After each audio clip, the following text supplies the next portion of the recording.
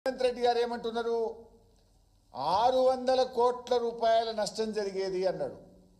పాపం రేవంత్ రెడ్డి 600 కోట్ల నష్టం కాదు, 600 కోట్ల లాభం జరిగేది రాష్ట్రానికి. గంతే, నష్టమని చెప్పిండు, లాభం జరిగేది.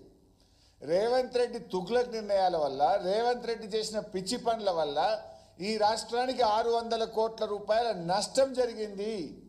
ఇది నేను చెప్తున్న మాట కాదు.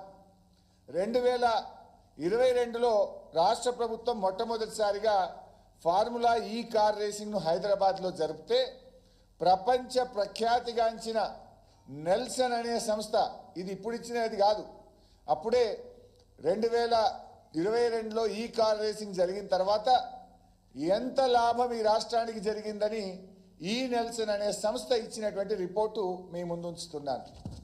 ఈ సంస్థ ఏం చెప్పింది?